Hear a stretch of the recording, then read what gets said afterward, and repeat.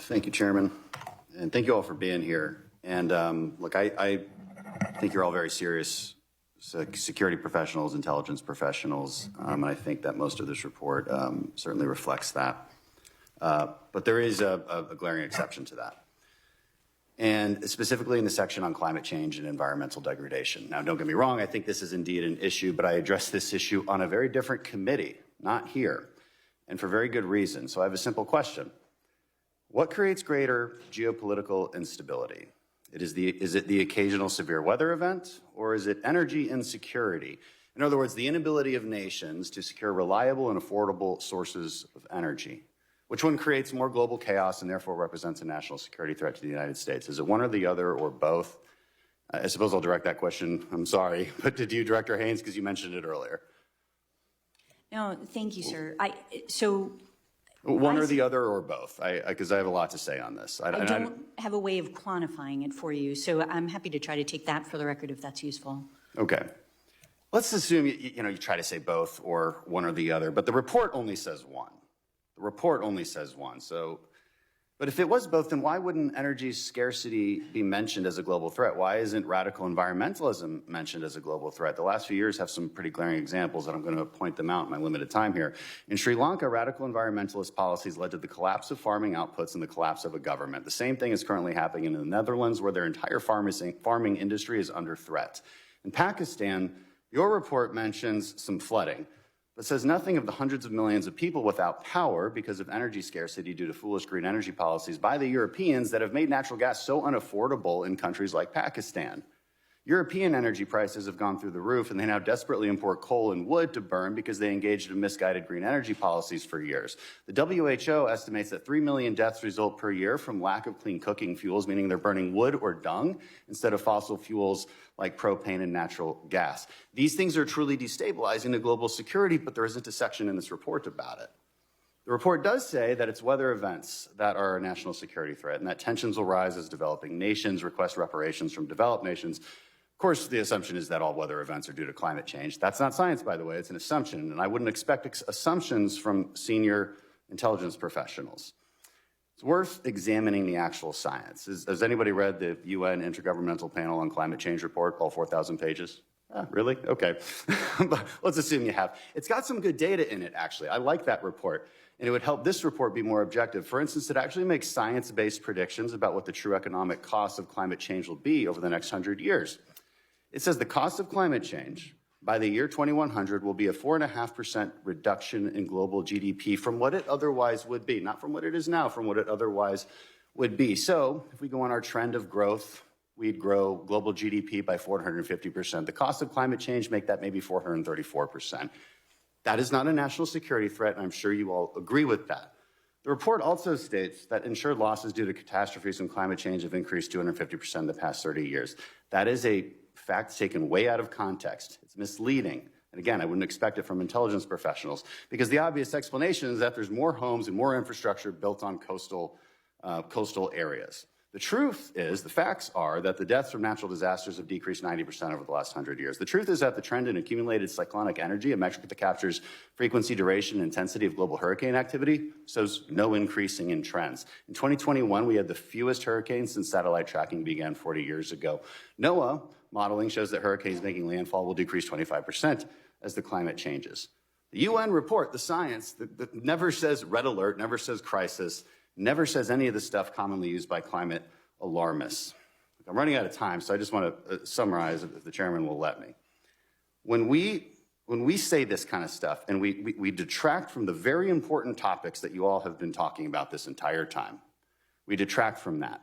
And it's even worse when we don't at least balance it with the more obvious threat of energy insecurity globally and the destabilizing effects that creates.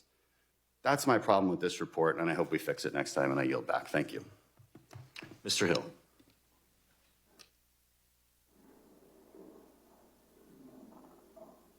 Thank you, Mr. Chairman, and thank the panel so much for being here in this important open testimony for the American people to hear directly from you. Appreciate, Mr. Wray, your candid responses to the questions. Director Haynes, you started out in your statement and you were talking about the slowing in Chinese economic growth, and you stated that China now faced some domestic economic challenges. So I'd like, what is your assessment of what those primary domestic economic challenges for the PRC are? How do you assess that slowing that economic vulnerability in China? Thank you, Congressman. I point to a few here. So one is, these are sort of structural issues that I think are going to be a challenge for China moving forward. One is their population, basically their aging population. So they peaked in 2021, and last year they declined by 850,000 people. It's the largest decline in over 60 years, and with a relatively low fertility rate, China's population will continue to shrink even as it ages, and this is going to reduce China's labor force and likely increase expenditures on age-related health issues as they're going forward. I think a second piece of this is sort of looking at the domestic migrant workers' wages in China in low-skilled industries have more than doubled on average as the quantity of migrant labor from rural areas has actually declined. And this has contributed to several major domestic and foreign firms' decisions to actually relocate their firms from China to lower wage countries such as Vietnam, or to eschew expansion plans in China, leaving large numbers of China's low-skilled workers unemployed. And then furthermore, China is going to need to improve education and training, really, to better prepare its workforce. And at least 100 million low-skilled workers risk losing their jobs as a result of automation that they're pursuing. And vocational education to sort of upskilled, untrained rural labor faces really entrenched obstacles within China. So these are some of the issues that we're looking at that sort of make it a particularly challenging environment. And we think they're going to continue to sort of pursue their statist economic policies, so that state direction is a part of it, which will not be as efficient, essentially, in their moving forward. Well, in a follow-up to that, do you assess that in their last 15 years of extraordinary space and defense technology buildup, that workforce is aging? In other words, it has a median age higher than, our baby boom generation, therefore they even have vulnerability in their defense space technological base because they have an aging workforce there, or is that a younger than average workforce? What's your assessment there? I don't know the answer to that. I'll find out. Thank you. Director Burns, in open source information, there's a lot of conversation about how effective the crypto criminals in DPRK in North Korea are about stealing cryptocurrency from wallets around the world. And that's in turn, many times their export earnings, or what we know to be their export earnings. I think most of their earnings are stolen, so it's kind of hard to gauge what those might be.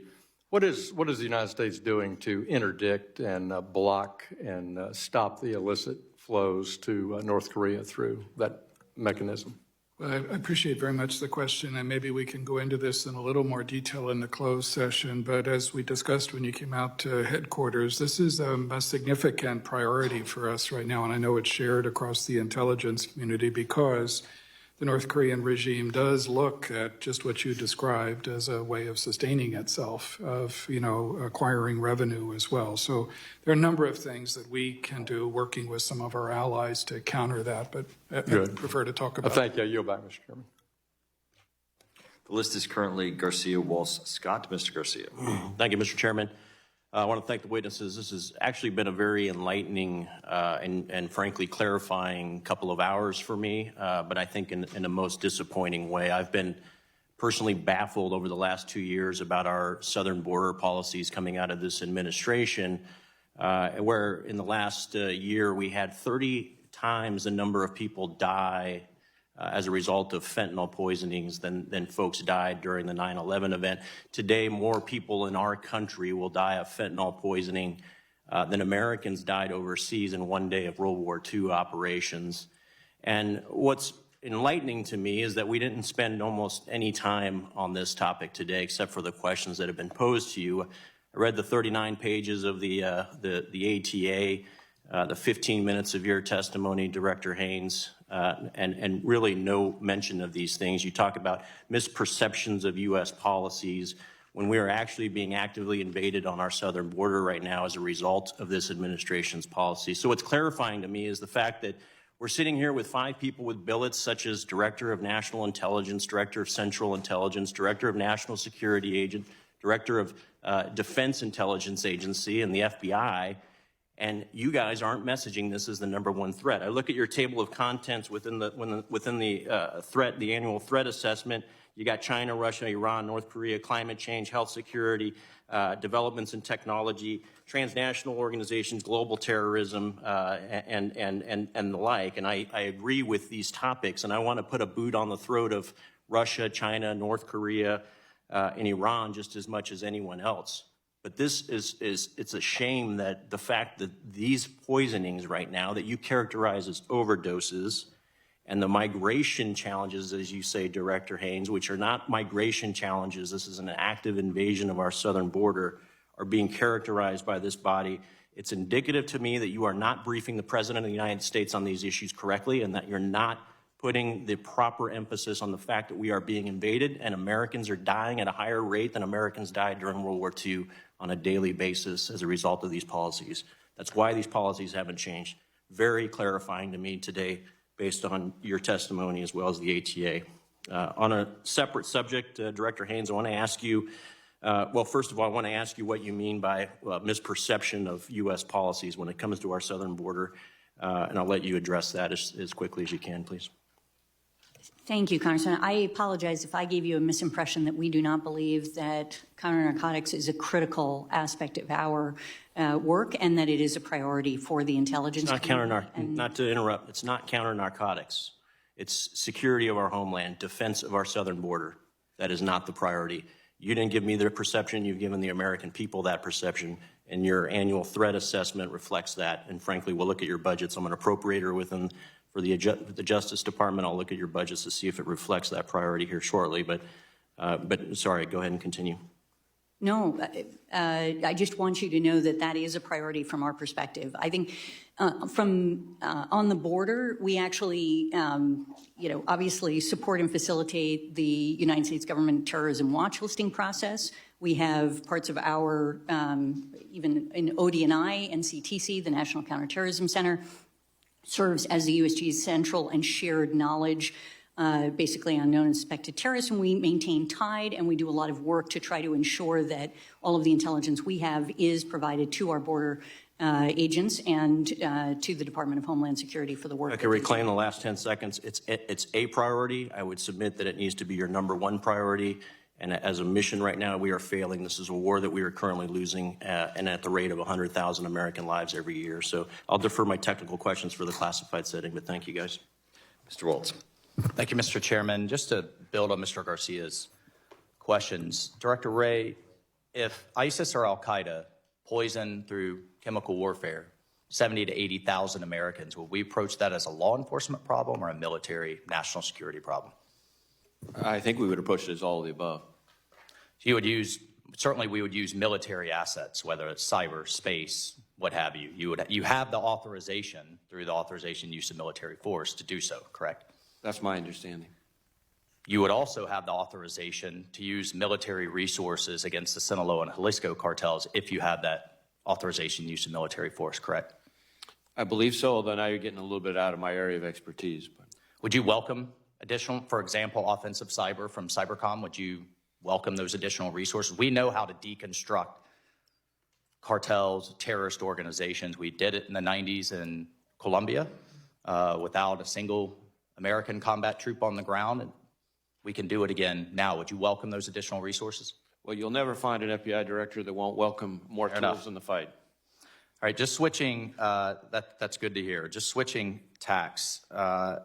Director Haynes, is ISIS and Al-Qaeda's capability increasing in Afghanistan right now in terms of their capability to attack the West, attack U.S. interests overseas, influence attacks in the United States, or even potentially attack the homeland? Are they increasing? So I wouldn't characterize them as increasing, although I would say certainly. They still have the Al-Qaeda intent. And Yes, for ISIS-K in particular in Afghanistan, they still have the intent, but we can obviously go further, in closed session on details. Have our collection capabilities since the summer of 2021 decreased in Afghanistan and in the surrounding region? Certainly with the removal of the U.S. troops and presence in Afghanistan, absolutely our, collection day-to-day has decreased, although I think, again, we can talk. We still have the groups that have the intent to attack us. I'm hearing. I think we can talk about what our collection posture is vis-a-vis those groups in Afghanistan in closed session, and I think can give you some comfort on that issue. I'm sorry, Congressman, all I would add is, of course it's true, you're right, our capabilities are not the same as when we had, a lot of presence on the ground. However, as we've all promised you over the last couple of years, we work incredibly hard to try to ensure that we can still take action, as the U.S. government did against Ayman al-Zawahiri. I'll look forward to the closed session. However, you're going to have a hard time convincing me that managing sources by Zoom or remotely without being on the ground is anywhere near as effective.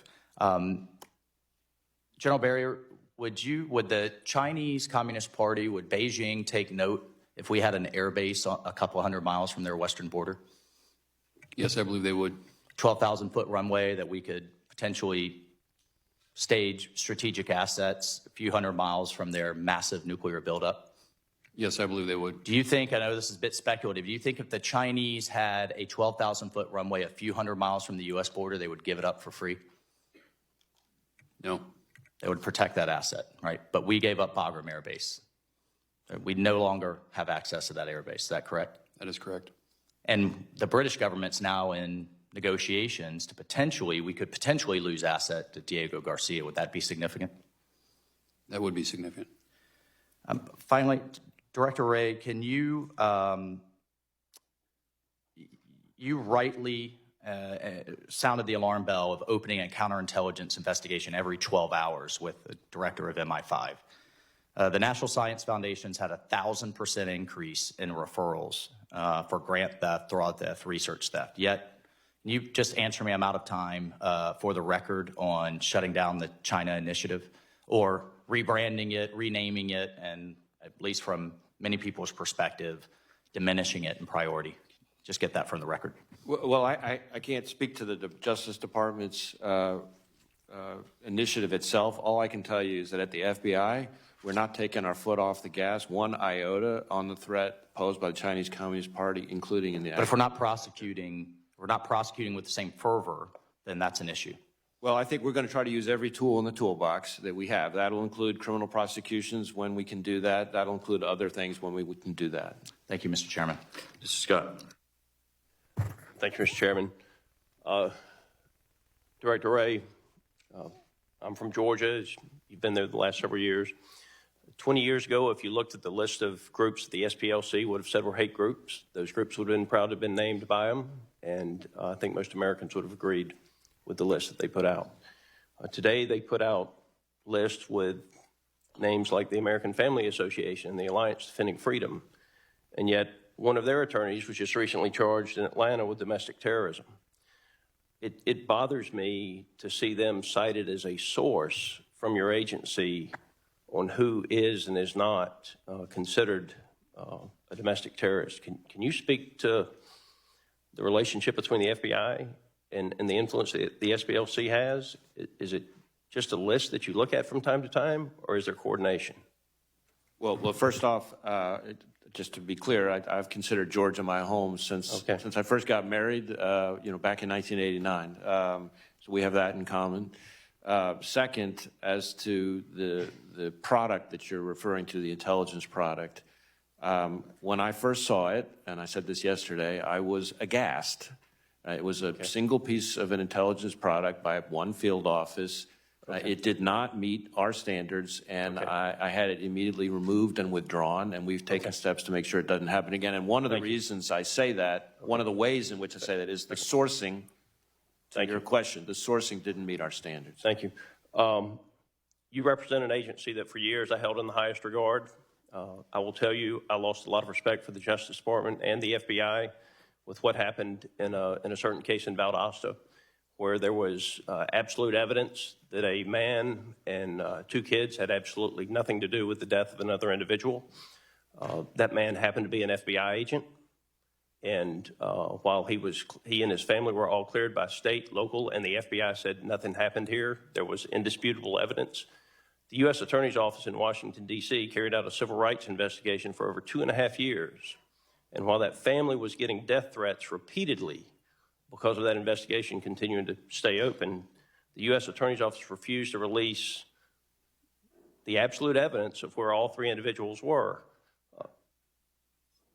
What can be done to ensure that the U.S. Attorney's Office is held accountable when they take actions like that put Americans at risk, especially in this case, it was an FBI agent and his family? Well, I confess I'm not familiar with the specific case. In general, speaking just in general, when there are disciplinary violations by prosecutors, there's something called OPR, the Office of Professional Responsibility. I'm gonna move on then. I'm gonna speak with you. We're gonna get familiar with that case because I think that the agents would like for you to probably be familiar with that case. China flew a spy balloon across the United States. And less than 15 days later, Ford Motor Company, one of America's most iconic brands, said they were going to team with CATL Technology to develop a multi-billion-dollar battery plant. Director Haynes, is it time for us to declassify a lot of the information that we have on China, their espionage, and what they're doing to Americans in our industry so that we can explain to corporate America that you have to break your ties with Communist China?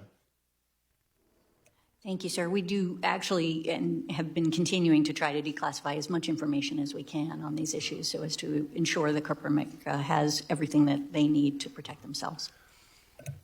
The key to not going to war with China is for corporate America to understand they have to dual source or multi-source and get out of there. With that, I yield the 2 seconds. And Director Wray, sorry I had to cut you off, but I'm on that clock. Mr. Gallagher. Thank you. I apologize for being late.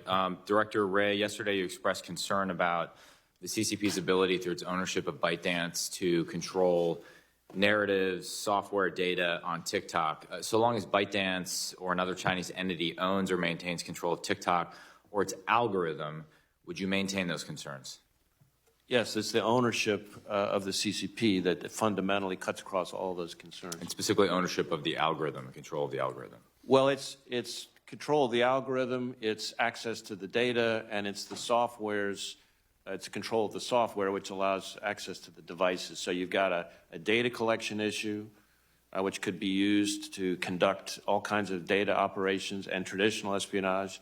It's the algorithm, that, as you rightly pointed out, that enables them to conduct influence operations. And as I said in response to an earlier question, that's particularly concerning because it's not at all clear we'd be able to detect that. And then third and finally, it's the control of the software, which gives them access to millions of devices. And all you got to do is look at the fact that the Chinese government has the biggest hacking program in the world, bigger than that of every other major nation combined. Put that together with the fact that they have stolen more of Americans' personal and corporate data than every nation, big or small, combined. And you put that together with the risks that you and I are talking about, and to me, it highlights what a big concern this is. So I guess the question is, for all of you, and just go down simply, should we ban TikTok or force a sale to an American company?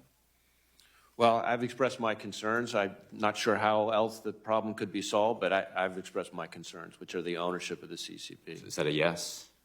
Again, I don't speak to bans. That's not ultimately that's a policy decision that's kind of beyond my. You all have a voice in the CFIUS process, correct? And we are absolutely, I know that we are, I think we all are expressing our assessments of the intelligence, the risks, the threats in the CFIUS process. But there's the ultimate decision about that is beyond the scope. So in that process, you haven't been asked yes or no yet? Again, we submit our intelligence to the other participants, and then there's a committee that does its work. Director Burns, sorry to be obtuse. Should we ban or force a sale of TikTok to an American company?